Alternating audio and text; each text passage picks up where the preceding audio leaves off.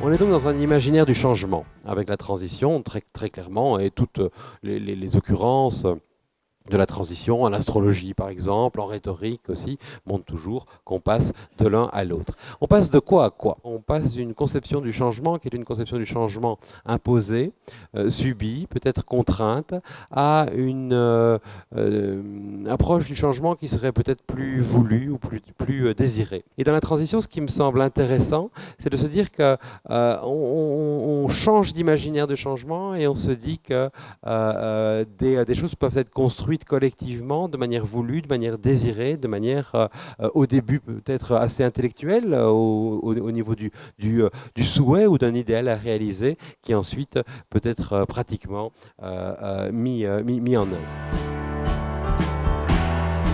Dans cet imaginaire des transitions, on entend ce profond désir de changement que fut celui de la Révolution.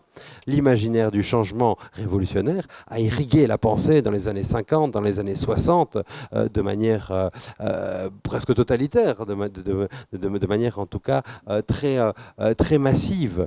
La Révolution a aussi pensé la possibilité de faire table rase du passé, fondamentalement, dans nos sociétés hyper complexes, où tout est tellement entremêlé, où nous jouissons à la fois d'une nature que nous avons beaucoup modifiée, mais de centres de néonatologie, de satellites dont nous assurons le routage, etc. Il n'est pas question de faire table rase massivement du passé. La transition ne peut donc se construire qu'en prenant acte qu'un acquis majeur existe et en essayant de le dépasser. On a intérêt à sortir d'un seul imaginaire du progrès.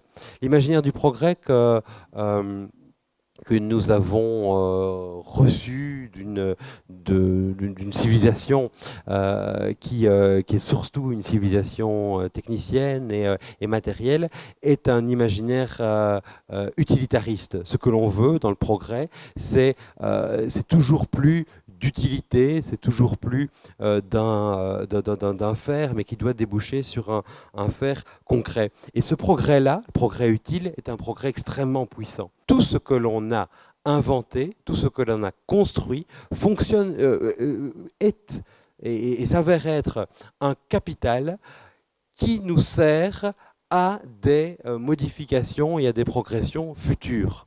Nous avons un peu perdu de vue qu'il y avait un autre progrès, qu'il y avait un progrès humain.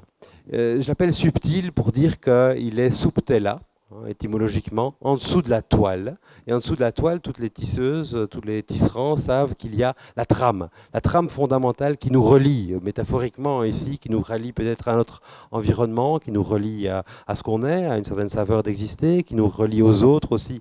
Et ce progrès subtil, parce qu'il y a progrès, bien entendu, il est très très différent. Et je trouve intéressant dans la transition que d'ouvrir ce débat-là, que de ne pas être rivé uniquement à la question de l'utile et de l'utilitarisme, mais d'essayer d'aller revoir comment des réseaux se recréent à l'échelle locale. Ces réseaux sont des réseaux de démocratie, sont des réseaux de démocratie participative où l'on voit que ce n'est pas toujours pour maximiser les choses que l'on prend dans les décisions politiques, mais peut-être pour s'ancrer davantage, s'ancrer autrement.